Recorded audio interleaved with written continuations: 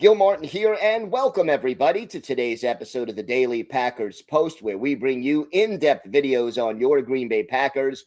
We have new episodes dropping every day, Monday through Friday, so hit the like button and subscribe so you never miss an episode. And also visit our website at thepackerspost.com for in-depth articles on your Green Bay Packers. Today, we look at the keys to victory for the Packers in their wild card weekend matchup with the Chicago Bears. Third time in about 5 or 6 weeks that these two teams are going head to head. Packers entering on a 4-game losing streak. The Bears have lost their last 2. And if the Packers do manage to win, they'll head to Seattle next week to face the top-seeded Seahawks. Green Bay 9-7-1 on the season. The Bears 11-6. The Packers rested most of their top players in a 16-3 loss to the Vikings last week, while the Bears lost to the Lions 19-16. Green Bay leads the all-time regular season series with the Bears 108-96-6. And in the playoffs, they've met twice. They've split those 2 games, with the Packers winning the last one back in 2010 when they beat the Bears in the NFC Championship game. So here are the keys to winning on Saturday night in Chicago. First and foremost, and again, these are the keys. That doesn't mean they're easy. The Packers are going to have to stop the Bears from running the football. They rank 3rd in the NFL, 144.5 yards per game on the ground. DeAndre Smith, the feature back, but Kyle Monangai gets a lot of carries as the change of pace back. Swift, 1,087 yards on 223 carries. Monangai, 169 carries, 783 yards. Both of them averaging more than 4.5 yards per carry. And by splitting the carries, they keep both players fresh. Without Devontae Wyatt and Micah Parsons, the run defense for Green Bay has struggled. They're going to need more from Colby Wooden, Isaiah McDuffie, Quay Walker, Edgerrin Cooper. And they've got to prevent the Bears from running the ball. If we have a flashback to what Derrick Henry did for the Ravens a couple of weeks ago, this game could be over in a hurry, and it would be death by 1,000 cuts, where time of possession is 38 minutes, 40 minutes for the Bears. Packers defense tires out, and late in the game, the Bears just run away with it. We cannot let that happen. The run defense has to step up.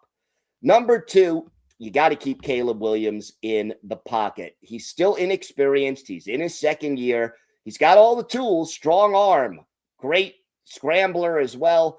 But the thing about Williams at this stage in his career, when he's improvising, he's really, really good. But when he has to stay in the pocket and go through his progressions, he struggles. So the Packers are going to have to be disciplined in their rush lanes.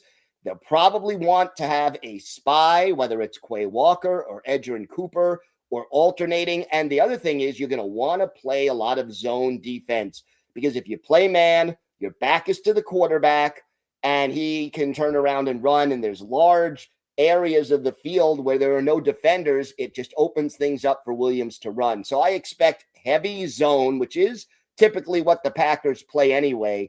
Keep him in his pocket. And one more thing. If he rolls out, make him roll out to his left.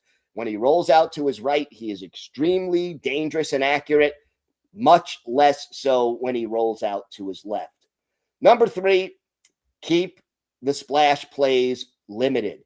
Williams only completed 58.1% of his passes this year. He likes to go deep. Jeff Hafley and his defensive system is designed to prevent big gains, both through the run and in the air. So Green Bay needs to force the Bears to go on 10-play, 75, 80-yard drives and then stop them in the red zone.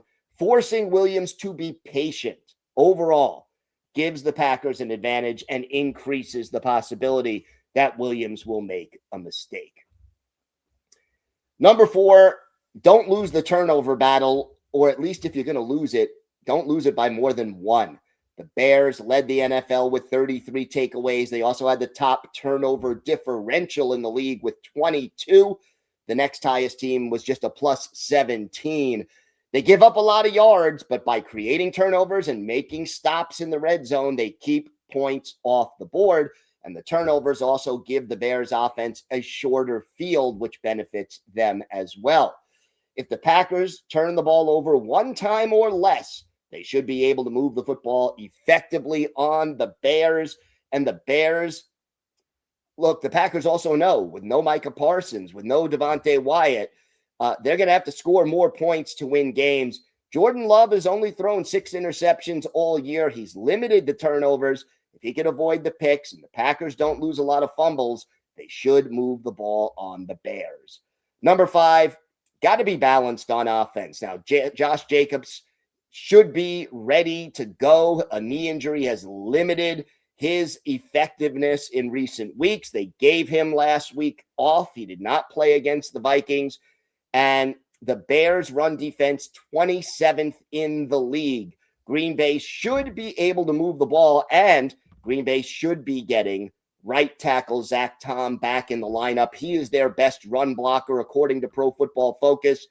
That is another boost. Hopefully, he's listed as questionable for the game, but hopefully he plays. And if Green Bay can run the football, A, they'll prevent the Bears from tiring out the Green Bay defense, and B, Josh Jacobs is also a big red zone weapon for the Packers.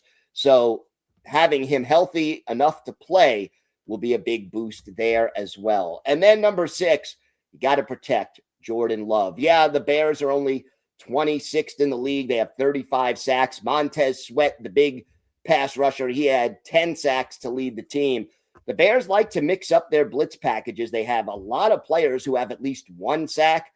But if Love has time, he should be able to throw the ball effectively on the 22nd ranked pass defense of the Bears. And here's a matchup to look for. Cornerback C.J. Gardner-Johnson has been ruled out.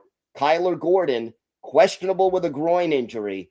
The depth of the Bears' corners, kind of shaky right now.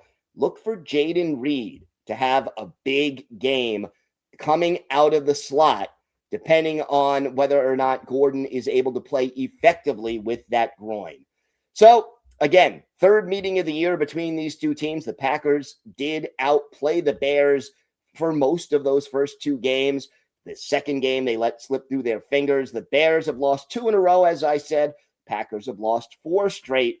Green Bay has an edge at quarterback. If they don't lose the turnover battle, they should be able to create enough offense, stopping the run, scoring touchdowns in the red zone, all critical. But even with the injuries, I think right now the Packers are the better team and they have a little more playoff experience.